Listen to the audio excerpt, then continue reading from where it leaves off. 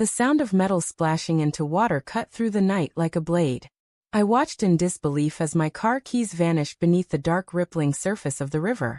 My wife, Emily, stood at the edge, arms crossed, her lips curved into a smile that looked more like mockery than mischief. "Now you're stuck with me," she said, her voice sharp, almost gleeful. I stared at her, my chest tightening, struggling to process what had just happened. We'd been fighting, again, but this felt different. Something in her tone, in the way her laughter lingered, made my stomach twist. It wasn't the laugh of someone joking, or even of someone angry. It was the laugh of someone who had already chosen a side. And it wasn't mine. At first, I tried to convince myself it was nothing. We had been under pressure, dealing with bills, with long hours at work, with the 1,000 tiny stresses that come with marriage. Maybe she snapped. Maybe I snapped. Everyone has their breaking points. But as we drove home, me behind the wheel of her car, since my keys were gone, I couldn't shake the image of her smirk when the keys sank into the current. That night, lying in bed beside her, I listened to her breathing. It was steady even. Too calm, as if the fight had never happened. My mind replayed every word she had thrown at me earlier. The way she said, "You'll never leave me. You wouldn't even know how." At the time, I thought it was just cruel banter. Now it sounded like a confession. The first real crack appeared a week later. I was looking for my phone charger when I found hers buzzing under a pile of laundry. A name lit up the screen: Mark. I didn't know a Mark. Not from her work, not from her family, not from anywhere she had mentioned. She walked in just as I picked it up. "Don't touch my phone," she snapped, snatching it from my hand. I thought it was mine. I lied quickly, though we both knew it wasn't. Her eyes burned into mine, but she said nothing else. Instead, she stuffed the phone in her pocket and left the room. For the rest of the evening, she avoided me, her tone clipped, her laughter forced. And when she finally went to bed, she turned her back to me, curling herself into a ball like she was protecting something. The doubts began to consume me. I told myself I was overreacting, that a name on a phone didn't mean betrayal. But then there were the late nights. The work meetings that didn't make sense.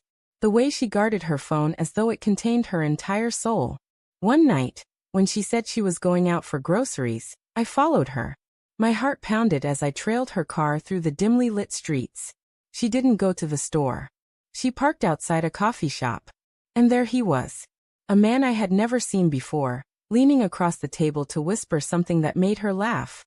Really laugh, the way she hadn't laughed with me in months.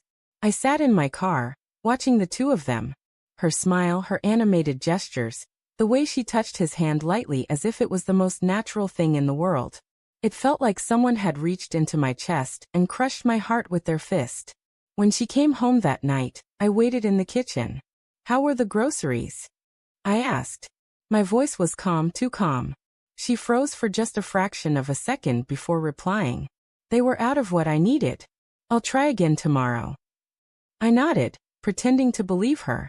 But inside something broke. The trust one had built my life on had been hollowed out, leaving only anger and sorrow in its place. Days turned into weeks, and I became a stranger in my own marriage. Every laugh she gave me felt rehearsed.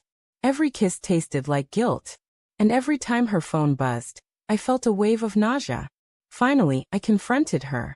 "Who is Mark?" I asked one night, my voice trembling despite my effort to stay firm. Her fork clattered against the plate. For a moment she said nothing. Then she forced a smile. "Just a coworker." "Why? You don't laugh like that with coworkers," I said quietly. Her eyes flickered. Fear, anger, something I couldn't quite place. "You're paranoid," she snapped. "You're imagining things because you don't trust me." But that was the problem. I wanted to trust her. I had trusted her with everything. And now I couldn't even trust the sound of her laughter. The breaking point came on a rainy evening. She came home late, her clothes slightly damp, her hair tousled. She looked startled to see me waiting in the living room. "Where were you?" I asked. "Work," she replied too quickly. "Work doesn't leave lipstick on your collar," I said, my voice flat. Her face drained of color. She opened her mouth to speak, then closed it again. For the first time, she had no defense, no clever lie, no cruel laugh. Just silence. And in that silence, I had my answer. I wish I could say I shouted, or that I threw something, or that I walked out without a word. But I didn't. I just sat there, staring at the woman I thought I knew, realizing she had become a stranger. My hands shook, my chest ached, and my throat felt tight, but no words came. Only tears. She finally whispered, "I didn't mean for it to happen." But the truth was she had meant for it.